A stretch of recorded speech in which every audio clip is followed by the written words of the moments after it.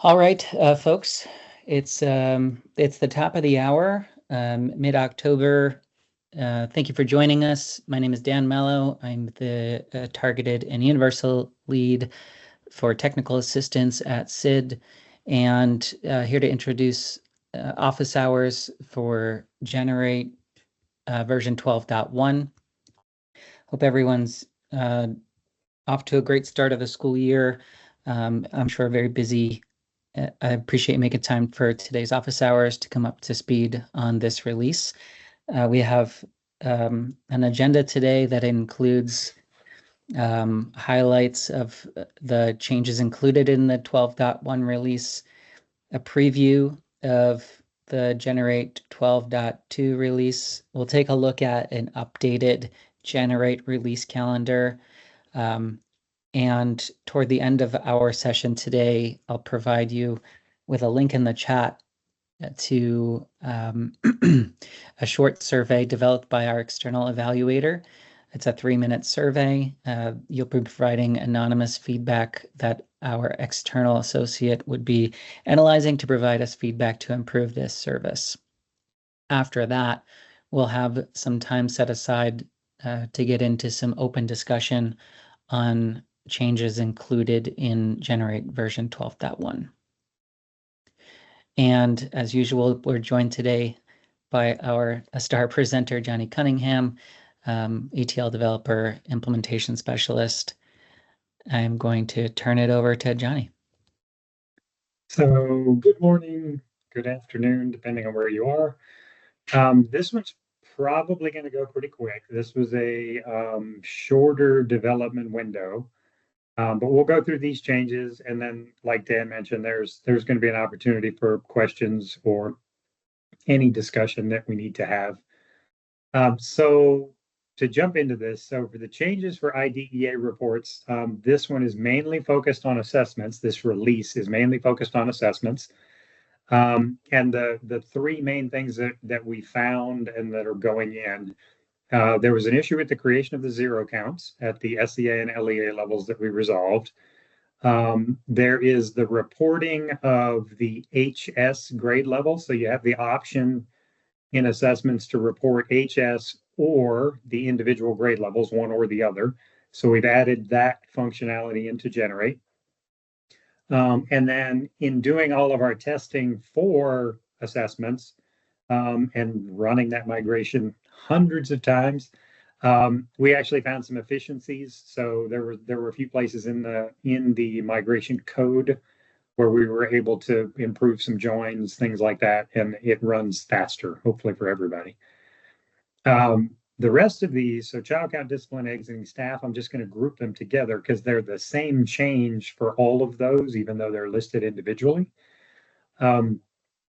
Without going too far down into the weeds, if you've been with us with Generate for a little while, you've worked through a couple of file specifications, the reporting logic, and I'm going to say it, it's called get count SQL is the function, if you're familiar with that.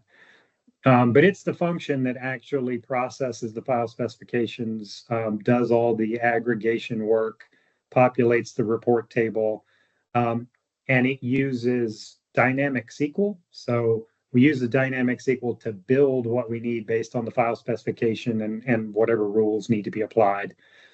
It is not the most intuitive thing to work through.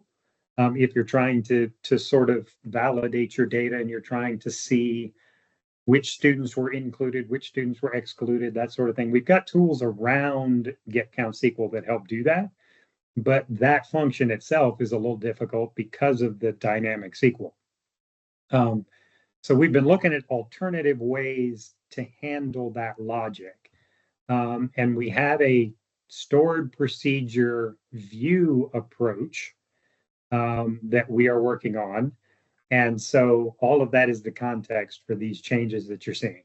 So like I said, it's a stored procedure that's going to use views to do that work as opposed to the function.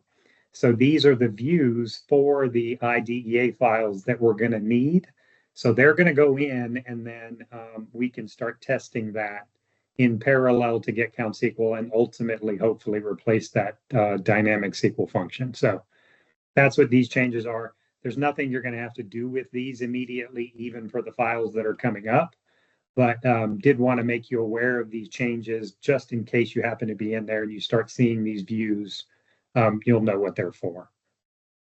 So that is the set of IDEA report changes. And then we have the non-IDEA changes. We were able to get a few of these in. Again, it was a short development window. But for chronic absenteeism, file 195, we basically were able to put a little bit of time into the staging to RDS code and sort of work through that. And thank you. There were a couple of states we worked with on that as well. So thank you for that time. And then also in that work, we were able to correct the views that help support that. So 195 is much more functional now.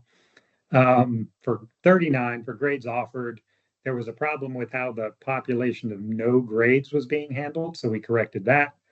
In the 59 staff file, the way the FTE was displaying in the UI, too many letters, was incorrect, so we corrected that. And then in 190, it was the display of charter authorizer type in the submission file, so we corrected that. And that was the non-IDEA set of changes. Typically, we have UI and general changes as two separate things. We combined them into one this time because it wasn't a large set. It didn't make sense to have it as two different things. But the major changes, general changes to Generate this time, Generate was actually moved to the OSC. So Generate is now available on the CEDS Collaborative Exchange, is now open source. We are developing, and this is part of what we're going to discuss in a slide or two, we're developing the documentation behind that and the processes for using Generate from open source and developing Generate from open source. Secondly, we upgraded our .NET runtime version to 8.0. I think we were running on 6, which its end of life is coming soon, so we needed to do that. So that will be part of this update. So for those of you that are actually going to run the update, I mean, you're the ones that actually push the buttons. You're going to need to upgrade your .NET version, and we'll have documentation with a link that goes to the Microsoft site to get that and just install. Also, to be aware of that for .NET version 8, you can have multiple versions of .NET installed. So if you want to install this early, prior to 12.1 being released, you can do that. There is no problem with having multiple versions of .NET runtime. But when Generate 12.1 releases, you will need to have 8.0. So if you do it with the release or you do it early, it doesn't matter. But we will need to update that, or you will need to update that. And then on the user interface, this one is sort of minor for those of you that have done directory through Generate in the past. Basically, the way it worked is when you went to in the user interface, when you went to the reports page and you selected 29, you had the option of selecting SEA, LEA, school. Well, when you went to LEA, there was a drop down and you had to select an LEA to get something to display on screen before you could create a submission file. The submission file would be for all of your LEAs, but you had to pick one first in order to sort of trigger that option. So we removed that. We actually refined that process. You can create a submission file faster, easier. You don't have to select an LEA to get that process to kick off. Same thing at the school level. So that was the user interface improvement that we were able to add. So Generate documentation. We're going to spend a little bit of time here. So I'm going to take the share for just a second and show you some of this. And then we'll come back for the remainder of this. So Dan, I'm going to swipe it. I'm going to start here. So the big thing we talked about, let me make sure somebody let me know that you can see my screen, should be on the GitHub guide. That good? Okay. Yep. And it's over here, so I apologize if I turn my head because it's on my third screen. So if I turn my head a little bit, But the GitHub documentation is what we just were talking about, generate, releasing to the OSC. This is in development, right? So this is an in development document right now, but we're going to have this available when 12.1 releases, and we're going to keep refining it, right? So as we flesh out that process and people start working with generate in the open source community, this document will continue to be refined. So that's available out there. There's another document for installing Generate in Azure. So we've got 2 or 3 states that already are on Azure that are running Generate in an Azure environment. We are running Generate in an Azure environment in our test environment. So there's a document for setting that up if you're a state that's looking to transition potentially to Azure, or maybe you're a new state that's considering Generate and you have an Azure environment. So there's documentation in there about how to get Generate set up there. And so this next part, one of the things I mentioned is the .NET update. There will be something in the release notes for it. I don't know if we're going to create an actual document for that. So internally, we're talking about that because it's really just going to be a link to the Microsoft site for that specific download of that version. It will definitely be in the release notes, right? So you will have the information. I don't know if there's going to be a separate document for it. We'll see. That's why I don't have one to show you. It may not be worth actually creating a separate document for it. It'll be in the release notes. So one of the things that we had some state meetings on various topics, and some of the folks that were at these meetings were Generate states. And there were a few things we talked about that I was sort of surprised, like that maybe there were a couple of states that had been with us for a while that were unaware of some of these things. And then so we had a discussion internally about like maybe we'll take a little bit of time to revisit some of the things that the functionality within Generate, some of the tools that we have, some of the things that will help you at different parts of the process, just to make sure you're aware how to use those, how you can leverage those. And then the documentation team, which I am not a part of, which is good news to everybody here because it'll be legible, well-written, easy to manage because I'm not involved. But they've spent a lot of time actually trying to get everything that we're doing into the Generate documentation in one way or another, and then they're continually refining it. So the stuff I'm going to talk about is documented in here, and that's why I'm using Generate documentation to talk about it. But one of the things I wanted to revisit, and this will be very quick, one of the things I wanted to revisit was the debug views to make sure everybody's aware of those. I'm going to go to that document. And I'm not going to read the document to you. I'm just going to kind of tell you what they are. But we have documentation on those, so you can go see, how to use them, what they are. But basically, we created a view of the staging tables, and we created a view of the fact tables, so that when you run your migrations, right? So the first step in the migration is obviously you're going to build your ETL. You're going to migrate from your source system into the staging environment. When you migrate into staging, what the staging view does, so briefly, depending on the file that you're running, you may populate 4 or 5 staging tables, right? There may be 4 or 5 tables that need to have data for that particular file specification. Those tables may have, somewhere between 5 and 10 or 20 columns in them. But depending on the file specification you're running, when you write into a table, you may only be writing into 1 or 2 columns of the 10, right? So then as you're trying to validate if staging is loaded appropriately, it can sometimes be difficult because if you just query the table, there will be a couple of columns that have data and there'll be several columns that don't. And if you're new to Generate, or maybe you've been with Generate, but you're new to that file specification, you may not know is that column that's empty, is that good? Is that bad? Is that something I need to be concerned with? So what the views do is strip down all of the tables that are required to only the columns that you need to populate for that file specification. So it really narrows it down, makes it very easy and quick to determine if maybe you have an issue with your data that might cause a problem later in the migration, right? Because say, for instance, if you're migrating, we'll say child count, and you don't have their IDEA status, right? So their special education status is not populated for any student. That would be a problem down the road, right? Generate is not going to count any of those students. But the view would show you that very quickly, right? Because it strips it down to exactly what you need to see. It also decodes it so that you're not, if there's anything that's code values, it tries to show you in English language values, makes it very easy for you to see. I think, let me look really quick. I wasn't planning on doing this, but I'm going to show you. Get in here.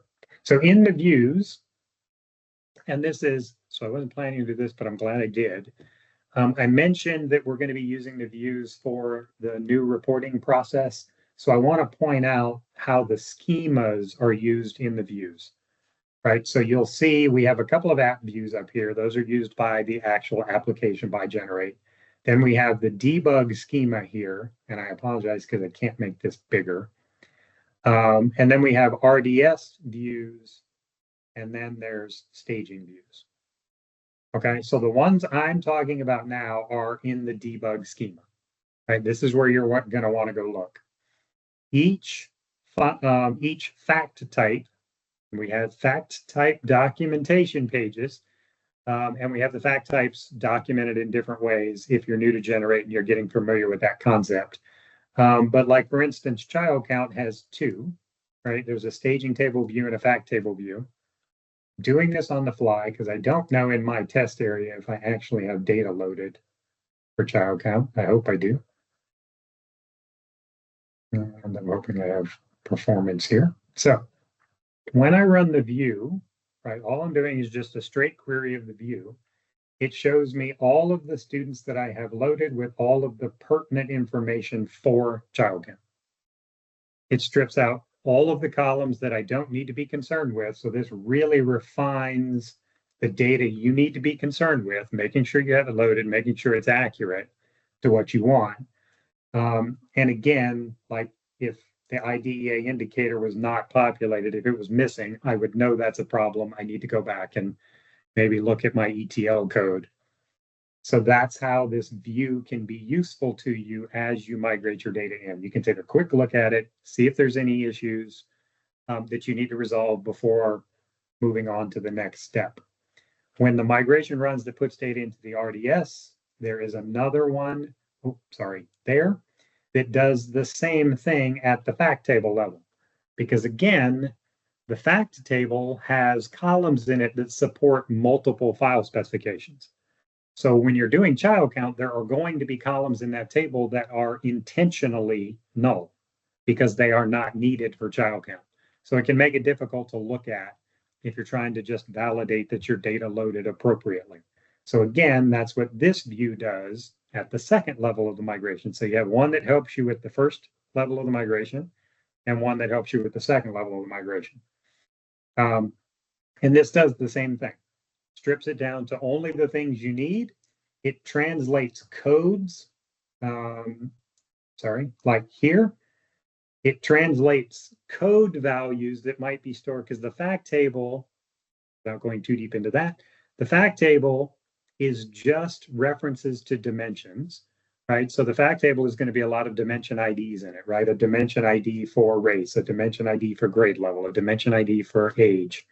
The ID in itself doesn't mean anything. It references a row in that dimension table. So this also translates those back into the value that makes this very easy to evaluate your data and determine if there are any issues you need to look at. So again, I wanted to point those out. And we have, go back to here.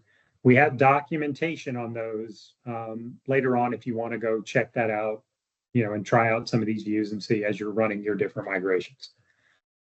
The other thing that I wanted to revisit, which is where I was originally here, is the debug tables. So we're going to sort of hit something at all three levels, right? And this one I do apologize because I have to navigate over here, so I'm going to have to look over there. So we're hitting something at all three levels, right? The staging view helps you sort of validate your data at the very first migration, make sure that you loaded what you wanted, it loaded accurately. Once the second step in the migration, you can use that second view. It's going to let you determine really quickly if your data loaded appropriately, if you got everything you were expecting. And then this third thing that I'm going to show you is the debug tables. Same concept. We have a debug schema in the tables within Generate that will help you validate your data at the third step, the report migration. So at that level, again, the data migrates into the fact table. At the fact table, we have student level data at that point, right? So you can go look at an individual student in the fact table and see what their data looks like. And also, sorry, really quick, with each of those views, you can qualify them, right? That view was showing everything in child count. You can obviously just add a where clause and say where school equals and look at all the data for a particular school, or where disability type equals a particular disability if you only want to look at those. So you can qualify those views in any way that makes sense to you, help you narrow down what you're looking at. But at the fact table level, you still have granular student level data. You can look at an individual student and make sure that their data looks appropriate. Once you run the report migration, though, once it goes through that process that I was talking about in Get Count SQL, it's going to take all of those individual student records, aggregate them, and put counts into the report table. So at that point, you've sort of lost that granularity. Now you just have a count. So if you have a question, as you're running a migration, you determine, like Generate says, that in this specific category set, in this file, at this level, we had 52 students. And you, in the legacy process or whatever validation process you're using, think that there should be 50, right? So now you need to figure out, well, who were the two students Generate counted that your process didn't? And then we've got to figure out what happened there, right? That's part of the normal process. That's where the debug tables come in. So what these do is right at the last moment, right before we're going to aggregate. So we've done all of the logic to determine which students should be counted and in which groups, and we've done all of that logic, but we still have student level data. Right before we're going to write the aggregations into the report table, it takes those individual students and writes them out into these tables so that you can go look and say, for this specific category set, for this report at this level, there are 52 students. These are the 52 students. So you can get exactly who Generate counted and what their data looked like at that point. And I apologize, I have to scroll because I have to get past all of the DBO tables. I hate doing that, but so you'll have debug tables, again, in the debug schema. That's why I keep calling them debug tables. I apologize. That's what I mean. They're in the debug schema. We were talking about assessments, so I'm just going to go down here to assessments. And then let me, because I think 185 is a good one to use. So I've got to go past all these. And then I'm going to show you something else for this, which mine is a great example. You'll see in a second. So like for instance, if I said I wanted to look at 185 at the LEA level for category set C, sorry, let me grab 2024 instead. I want to look at that specific category set for that file at that level, right? I can query that and I get all of the students that made up that particular count, right? So this is all the students with their specific data. And then this is where you can start to validate, right? If there's a specific student that you think should have been included or not, you have the Generate group of students that were counted. Then if we can get the legacy count or whatever your validation process is, we can quickly determine the students that are the discrepancy and do the research that we need to do. So I wanted to make everybody aware that these are out here. They are created automatically. There's nothing you have to do. They are created automatically as part of the migration process. We do not store history of these, right? So if you run a migration and it's the very first time that you've run that particular file for that year, it's going to create a brand new set of debug tables for that year. But then let's say you determine, okay, there's a few things and we go back and tweak your ETL and you rerun it again. it's going to drop the first table and then recreate it with the new set of students that came in with the second migration. So there is no history here. The reason I point that out is whatever you're looking at in the debug table is the most current run of that data. There, you don't ever have to worry about looking at old data in quotes, because this is the most recent set of data that you migrated. And then with that, so you can see mine. You saw me scroll through it. I'm not going to scroll through it again for effect. We also have, I want to point this out. So in the documentation, we have a utilities page. These are things that we've built, and I wanted to point this out for everybody as well. These are things that we built to sort of help out at different points in the process, things that are, you know, they might be useful at very specific times. They might be useful all the time. It just depends. But any utility that we build that is available from the Generate backend, and we're slowly trying to get these into the UI as well, but currently you run these from the backend. These are all the utilities that we have with all the documentation on how to use them, the different ways that you can use them. And the one specifically is this one, cleanup debug tables, that I was going to show you. I mean, I can go to the documentation page, but I'm actually going to show it to you. So these can accumulate, right? Because what this builds is, as you just saw, file specification, level, category set, year, right? So if you take C002, for instance, right, there are 13 category sets between the category set, subtotals, and total. There are 13. And then you multiply that by 3 levels, that's 39 of these tables, right? And then if you run child count for a couple of years, I'm not even going to pretend to do the math. If you run child count for a couple of years, you're going to have, and that's just one file, right? So these things can accumulate. So we built a utility to help sort of keep these things in check, because they can get out of hand. So if you go to the stored procedures in Generate, we have a utilities schema down here. This is all of the stuff that's there documented in the Generate documentation. These are those things that you're going to try to use. So there is one called cleanup debug tables. I think I have it. Oh, I must have closed it. I'm going to open it for you, and then we'll actually run it really quick. So this is the cleanup debug tables, and I saw the question. I'll get to it in just a second. I saw it pop up. I hope I got the question right. I hope I read it before it went away. But you have options on what you want to drop, right? So as you've finished with a particular file specification, you can drop that particular file specification. You can drop a specific year. You can drop everything for a year.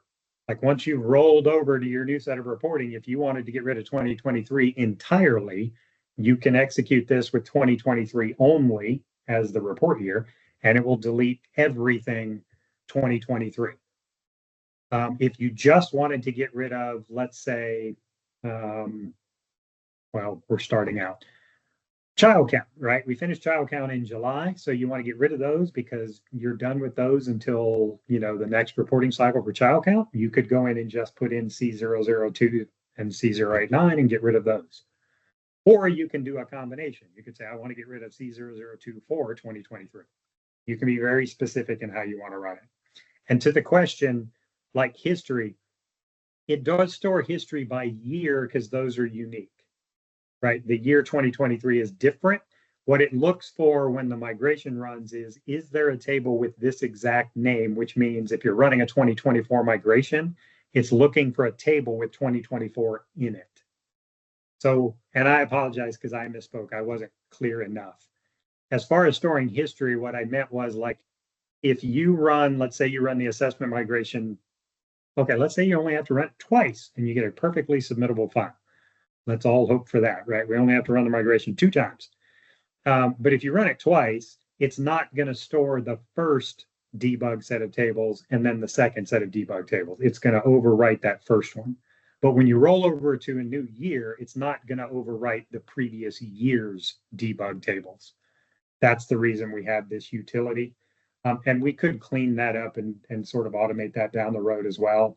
But really quick, it's very easy to run. It only has 2 parameters. So if I do see like what we were just looking at, and I do 2023, right, runs really quickly. So then I'm going to go refresh my tables, close that. Sorry for the scrolling, but again, I have to get past DBO again. So we were just looking at it, and you remember when I showed 185, I skipped past 2023 because I only wanted to look at 2024. Well, now 2023 doesn't exist for 185. So you can clean these up as you need to. You can keep them as long as they're valuable to you. So we didn't want to make that decision like we're going to only hold them for a period of time because they may serve some value to you. So, but there is a utility to help you clean those up. That was all I had as far as like going back to revisit some of the old. So Dan, if you want to take back the presentation. Thanks, Johnny. There was one other thing for the generate documentation, and I didn't put it on here, and that was my fault, is our testing capability. So internally, we're adding more unit testing, more file specification testing. And the thing that we've added that we're working on and we're trying to augment and add more and more to is we've actually connected with EdPass. And so we have access to a test area of EdPass now, and we can create a generate submission file and then push it into EdPass to make sure the upload works. It can run most of the data quality checks. Some of them only run like when the submission window is open. So if we're doing our testing early, we don't have access to all of the data quality checks. But it's just another layer of testing that we've added, which is hopefully going to make the file specifications that Generate produces more reliable, more accurate, and also integrate with EdPass easier as well. So wanted to point that out. I forgot to put it on the slide, and that's my fault. So no problem. Thanks, Johnny. We're just going to do a quick preview of Generate 12.2. Yeah, for this, there isn't a whole lot. Again, this is going to be a smaller submission window because this is in support of like the February submission files. So because there's such a small window in when those releases, when those submissions are due, there's a little bit of a smaller window of development for us as well. So we're going to obviously do any file specification changes or updates for the files that are due. Any enhancements we can come up with, like as far as, because we're going to be running those migrations a lot. So sort of the same thing we did for assessments. If we find efficiencies, we'll add any of those. We put in the single screen migration in version 12. We didn't get to do anything with it in 12.1, but we have some things lined up, some things we'd like to add to the single screen migration, some additional functionality. So we're looking at what of those things we might be able to fit in.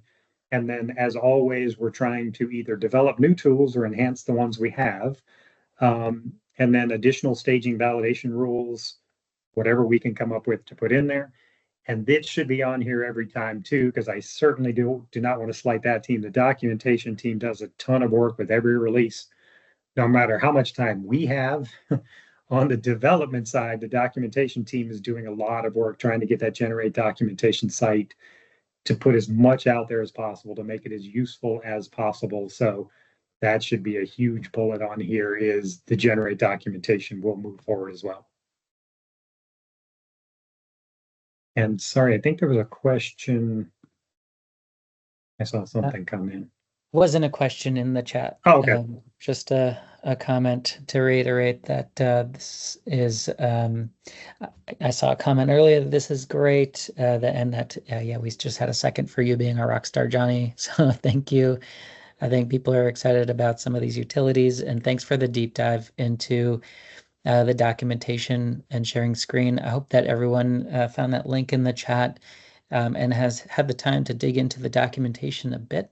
And we'll do so in the future. And speaking of the future, we just wanted to share this updated Generate release calendar here we are, October 24, with this release primarily focused on file specification for assessment. And looking forward to the new year, January release for 12.2 that was just mentioned in November 2024 for those files in the collections of personnel exiting and discipline for January, February 2025. And just looking at my chat window now, just to reiterate Bill's message here, if you have any feedback or suggestions for the documentation, please do provide that. I believe that there's an opportunity to do that within the site, but it's also, as others have before, please do get in contact with your TA provider if you'd like to discuss something specific further. We are approaching the time for some open discussion, question and answer for the Generate 12.1 release. Before we do that, I'm going to share this screen, which is a reminder to please participate in a 3-minute evaluation session to provide feedback on this office hours session.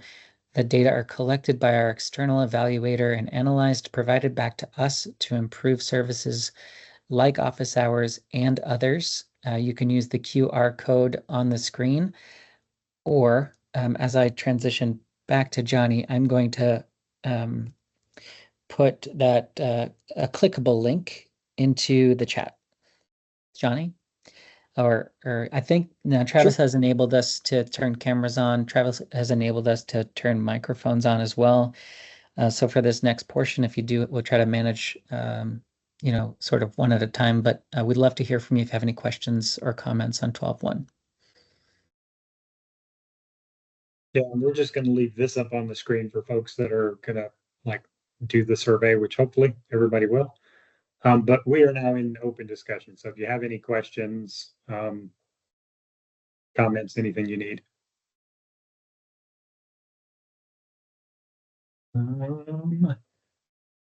Trying to open the chat, sorry. Just a question on if there is an exact date of the release for 12.1. I don't think we have the exact date now because it's we are wrapping up. We've got, I think the testing, the final testing is going on now. And then once that's complete, then we have the process of actually packaging up the release, moving it to our test environment, testing it there. Once that passes, we take that same package, move it to our staging environment, test it there. And then we have a soft launch with states, which I want to say quick shout out to Nevada. Thank you. They were our soft launch state for 12.0. So anybody who wants to participate in the soft launch can. It's basically just we open up the release briefly and we work with the state directly. We actually apply the release, make sure there are no issues. That's all the soft launch is. But yeah, so that, because there are a few variables in there, like if we run into an issue with pushing it to test and then testing there and then pushing to stage. So I don't have an exact date, but it should be very soon. We're finishing up the final testing now, and then we start the packaging and release testing part, which usually doesn't take that long, assuming we don't run into something. But so sorry, I don't have an exact answer, Sonali. I think I saw someone, oh, Ray, I was going to say, raise your hand. Okay. The way Generate is set up, so the question was, if you're not looking at the chat, Ray asked, can you skip the 12.0 upgrade, just jump to 12.1, like if you're still on 11.4? Generate does not work that way. So it requires the incremental updates. So it's not a completely replace your entire system every time there's an upgrade. So for instance, like when you go from 11.4 to 12, the only things that get updated are things that were part of 12.0. So some stored procedures, some functions, tables, whatever was required. So only those things are updated. And then when you do 12.1, only those things are updated. 12.1 is expecting the 12.0 update to have been applied. So no, you would have to run them one at a time. But in Generate, that should not be a problem, because when you go to the page, when you go to the updates page, It should show you if there's an available update, right? So it checks your version on your generate, compares it to what we have available on our release server. And if there's one, it'll show it to you. If there's more than one, it'll show you more than one. So if you're more than one version behind, it'll show you two updates, for instance, right? And then it will apply them in order. It won't let you go down to 12.1 and try to apply that one first. So it's fairly straightforward in the UI because it'll show you whatever's available and then it will apply them in order. So I hope that answers.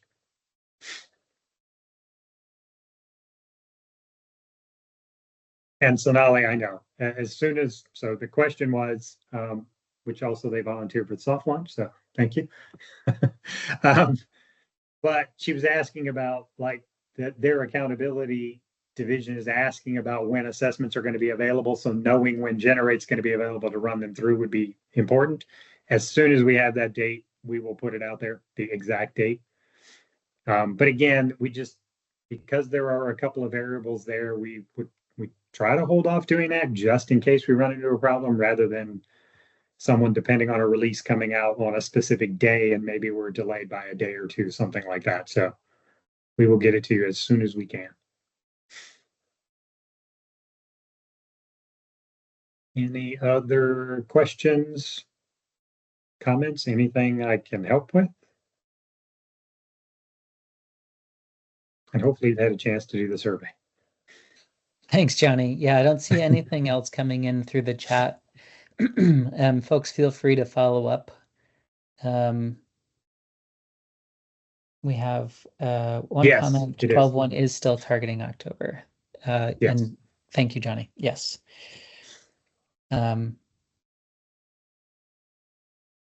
Any one last call for any technical questions or comments on 12.1. And as we sign off, there's a question from John Paul about the new migration screen. Sure. Yeah, if you want to come off mute, yeah. I'm going to do that. So I just, I've been working on, you know, in the new upgrade. Haven't read a lot of documentation, so apologies there. But basically what it looks like to me is that the one click, or so when you go to that Sprocket data migration, it brings you into that screen, and then the button migrate to report data stored. That presumes that you have your data in staging already. It seems to me like it doesn't do the staging load. So we're going to go down in the weeds a little bit here, but for those of you that are still on, this is thank you for that question. So we built the foundation for this stuff over the few releases leading up to the single screen migration. One of the things we needed to be able to do is exactly what you're describing, right? If we want to actually do a full migration from end to end from a single screen, right? That's what we were trying to do. Is previously it was 3 screens. For those of you that have been with us a little while and have been in Generate, it was 3 screens, right? One for each one, and they were very similar, and what you did on each screen was very similar. So we were trying to collapse that down to make that process easier to do within the UI. Okay, that said, to your question, we had to have a way to migrate source to staging, right? We have to get the data out of whatever the source system is, whatever your particular environment is, into Generate. Sorry, I have pop-ups coming up on my screen. We have to be able to get the data from the source into staging. And as over time, us working with individual states, those stored procedures have very different names in different states. They're set up very differently, right? So like one state might have a single stored procedure that does all of that work. Another state might have, you know, individual stored procedures that they call in order, right? We have no way of knowing that, and there'd be no way we could manage that, right? That sort of environment. So what we did is in the stored procedures, there is a new source schema, which actually I can show you these really quick. We don't have anything in there in ours, right? Because the way our test environment works, we load all that data manually. So sorry for the scrolling. And I'm going to have to do it again a little bit. So we have these source schema scripts, right? So there's one there, for instance, I always use child count, it's my go-to. So we have one there, source to staging child count. It is basically an empty stored procedure. The idea being, if you were new to generate, right, and you were starting with child count, you could build your ETL in that stored procedure. Just open it up, start building your ETL. If you're a state that's been with us a while, you could take the ETL that you've developed and put it in there, or you could use that stored procedure as a wrapper, right? You could just open that stored procedure and say, call my stored procedure. Because you've already built one, it has a name that makes sense in your environment, like maybe it fits your naming standards. So you could basically use this as a wrapper. I'm saying this, sorry, because it's on that screen over there. And I use my hands a lot when I talk. But you could use that as a wrapper and just have an execute your stored procedure in it, right? That's how we handle being able to run a state's migration into source. Now, if you have some way of populating staging that is not, I can't think of what that would be, but if you have a process that loads staging that cannot be executed in that way in some way, then yes, you would need to pre-populate the staging tables with the data that you want to migrate. Then you could use the migration screen from the UI, because generate is going to call that source to staging child count. If you're running child count, it's going to call that, that's going to do nothing. And then it's going to move on to the rest of the migration, so that your data would have to already be there. But there are ways to use that source to staging child count to your advantage and make it usable, either by putting the code in it or putting executables in it to other stored procedures you want to run. Sorry, that was a very long answer, but did that give you what you needed? Yeah, but is that happening? I guess it did look to me like even that wrapper procedure was not being called. And it should be called. It's built into the and that's the reason we put these in a couple of releases prior to the single screen migration, because it was sort of one of those foundational sort of infrastructure pieces that we needed to have. And again, they're empty, right? Because those are going to be, and also just to be clear, because I also want to say that for everybody else too, they're in the source schema. The reason we created a separate schema for those is because that way generate will never touch them. Our update process is never going to touch the stored procedures in the source schema. So nothing that generate does is ever going to impact the code that you write in there. So those will be things you'll need to update as things change in your environment or whatever. But I did want to point that out. So you don't have to worry about an update, a generate update impacting work that you're doing in those, even though they exist in the generate database. That's the reason they're in a separate schema all by themselves. But sorry, John Paul, to your question, they should be. The reason we created those common names is because we could then put those into the process. So it should be, sorry, that sentence sounded like it was going to be bad. They should be being called. Be and being together was not a good idea. So I'll just check my names, I guess, is what I mean. Yeah, and we can, like, because, sorry, I work with them. I'm the secondary. Gina, one of our other really good ETL implementers, actually works with John Paul.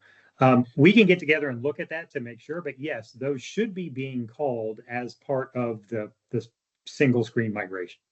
Okay. And that should be true for all of them. But we can verify that, make sure that's working for you. Okay. And again, it would be nothing you have to do. That's the reason we set it up that way, other than just putting something in them. There's nothing else you should have to do to get them to run. That's the way we wanted it to work. So if it's not for you, we'll look at that and figure it out. Okay. Sounds good. Thank you. Thank you. Did you have another question? Sorry, I didn't mean to cut you off. Well, no, I don't know. I sent you a bug. Okay. Since I've been working on exiting something that I don't know if anyone else is doing that, but maybe I'll just mention it. It looked to me like one of the toggles, the ability to convert the question about the max age in the toggle question of max age into a int value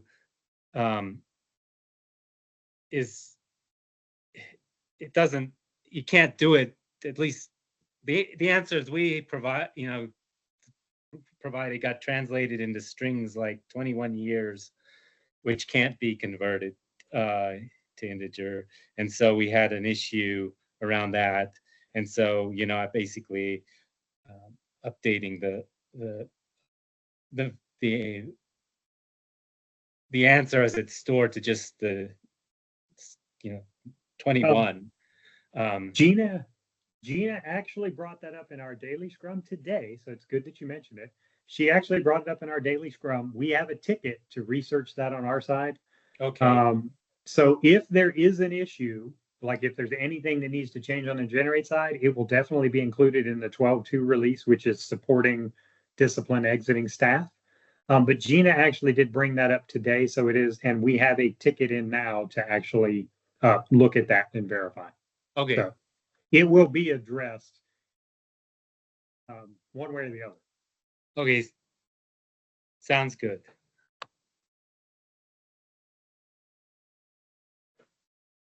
Yes, Ollie, I see your hand up at least.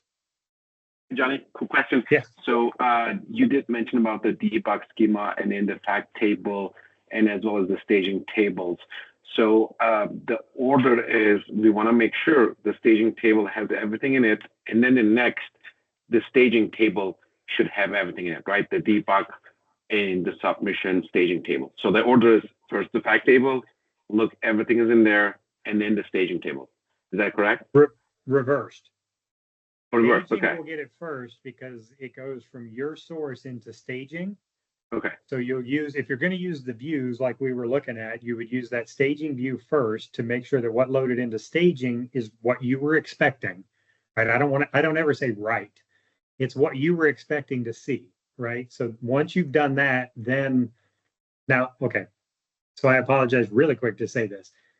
We're talking about the single screen migration, like John Paul's question, right? So the migration is going to run the full migration. I'm saying this like once this piece of the migration runs, you could check this. Once this piece runs, if you're using the UI, it's going to run the full migration. So you would just go look at the staging view, then look at the fact table view. If you're running it from the back end, you could actually run these in segments, the way I'm sort of describing them. So I just want to make sure that I'm not confusing somebody with that. But that bit out of the way. So the first part that's going to run is your data into staging. You would use the staging view. Then the next part of the migration is going to take that staging data and translate it into the fact and dimension tables. Then you would use the fact table view at that point. So it'd be staging, then fact. Okay. And then what if you have everything, whatever you're looking in both of those tables, and then once you create the submission and some of the data is missing? So are we targeting the get count SQL function at that moment? Yes. Yes. And okay. We didn't go into this. We talked about replacing get count SQL. We have some ways because it is a function that produces SQL code, right? That's what dynamic SQL does for those of you that don't code SQL or don't get into it that deep.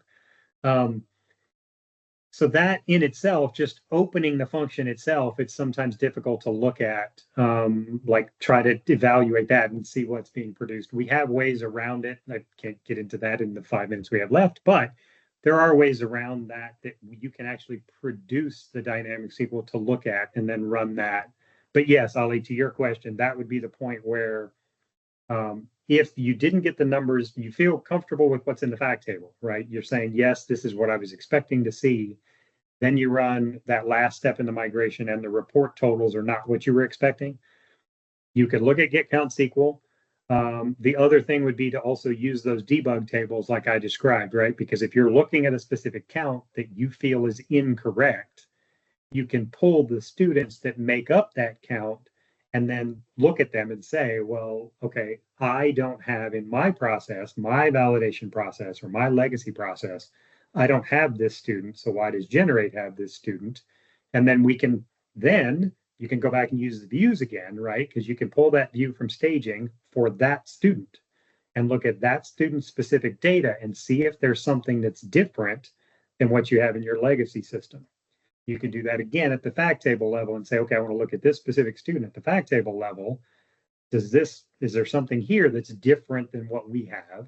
And then we figure out why that's the case, right? If we have something that's different than what you have, then we just figure out why that's the case.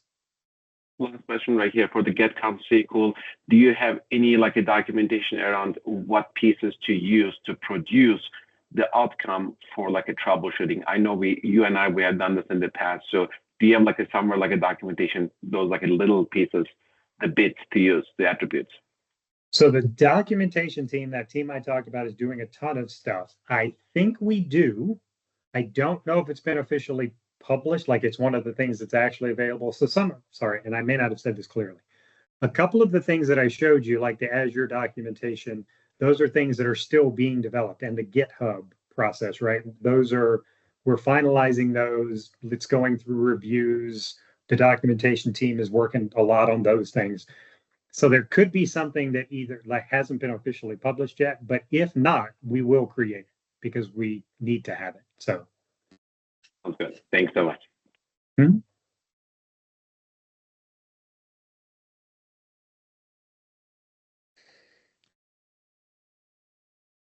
We've got like a couple of minutes if anybody has one last question.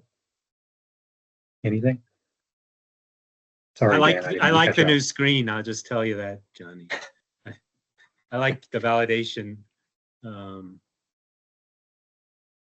tab. Being available on the screen. Yeah. More coming.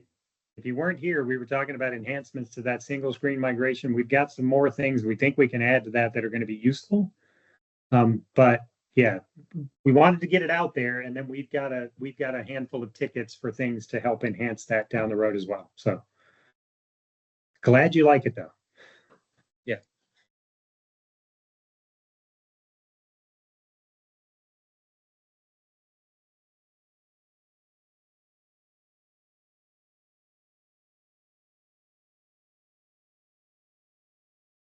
Well, thanks, Johnny. I'm going to drop the evaluation link in the survey one more time in case you haven't gotten to it yet, folks. For those who have participated in that evaluation, we thank you very much for doing so. I really appreciate everyone bringing great questions today and for participating in today's office hours for Generate 12.1. Thanks again to Johnny for leading today's discussion. Take care, everyone. Thank you.